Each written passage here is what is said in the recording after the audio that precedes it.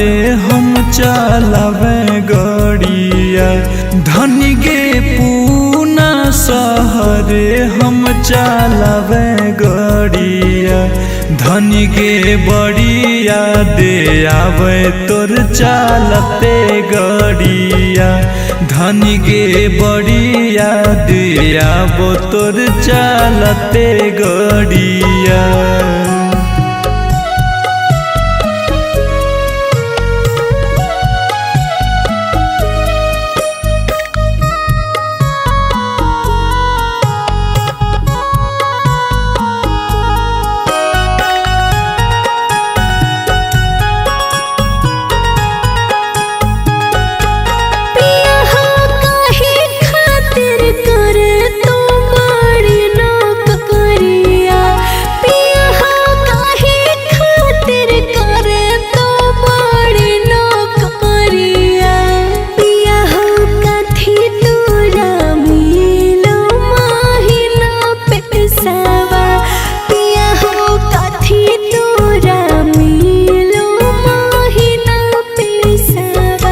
धन गे चोखा भात खाई के चलाव गड़िया, धन गे नून रोटी खाई के चलाव गड़िया। धन गे 30,000 मिलो हो चला के गड़िया, धन गे 30,000 मिलो हो चला के गड़िया।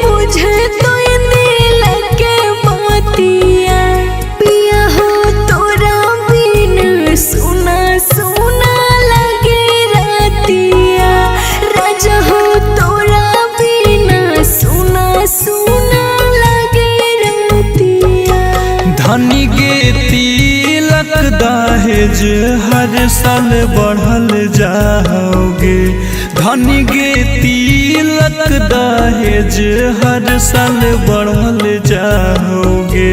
धन गे कैसे करबै शादी हो कै बहिन कुवारी गे, धन गे के फिकीर घर से दूर कैले गे।